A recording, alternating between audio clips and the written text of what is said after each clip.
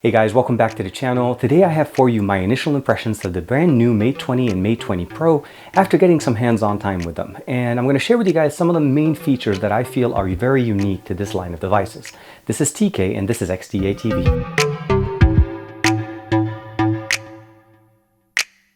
The Mate 20 and the Mate 20 Pro are going to be one of the first devices to carry the Kirin 980, the new 7nm architecture chipset from Huawei.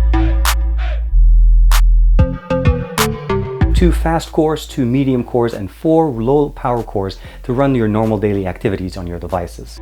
The Mate 20 will be supporting a 4000 mAh battery, while the Mate 20 Pro will be supporting a 4200 hours mAh battery, although when you're looking at them, you'll notice that the Mate 20 Pro is actually smaller in size.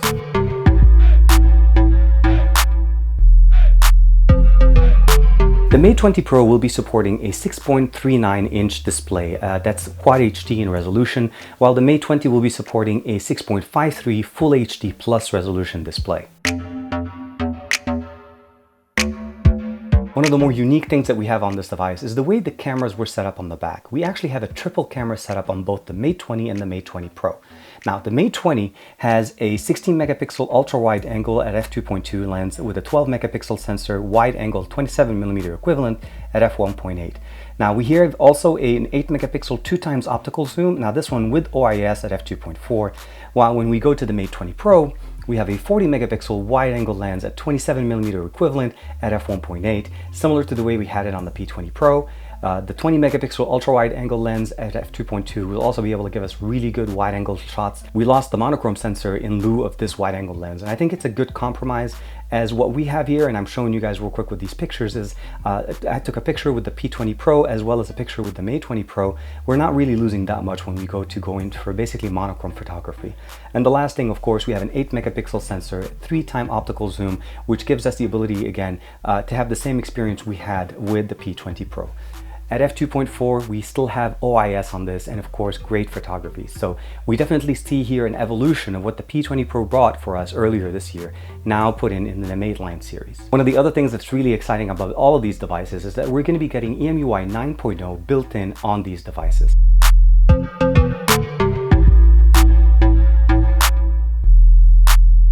There's a few more features that the Mate 20 Pro has that the Mate 20 does not. First of which is the built-in fingerprint sensor to the display, which actually works quite fast, and it actually makes it very easy to use the device without having to look for it in the back. The other feature is not only wireless charging, but also reverse wireless charging, the ability to charge other devices wirelessly using the built-in 4200 mAh battery on the Mate 20 Pro. The next thing is the IP68 rating over the IP53 on the Mate 20. That's the ability of being able to go in water up to 1 meter for up to 30 minutes. So that's something that's very unique. We've had IP67 in the past, and now it's been upgraded to IP68. Charging the Mate 20 Pro, you're going to be able to get some of the fastest charging on the market. We're talking up to 15 watts for wireless and up to 40 watts with the included charger in the box. So meaning you can go from 0 to 70% on the Mate 20 Pro in 30 minutes. The front of both of these devices is supported by a 24 megapixel sensor at f2.2, capable of providing us great pictures. But the Mate 20 Pro has a few extra features with a 3D sensor on the side of that, which enables it to have really good face unlock technology, not only secure to unlock to your device, but also secure enough to be able to use it for purchases, authentication in the future. At the end of 2018, we now have a nice long line of Mate 20 devices. The Mate 20 Lite was announced earlier. Of course, we have the Mate 20, the Mate 20 Pro today, and the Mate 20 RS, the luxury style version of the Mate 20 line of devices. We've generally received a Porsche design version of every device they've released within the last couple of years. Last but not least, the last second star of the show, I guess I would say, is of course the Mate 20X, the massive pen supporting Note version of a device for Huawei that enables it to actually have functionality beyond the fact of basically media consumption, but also productivity, since we have a massive display and a 5000 mAh battery to support that.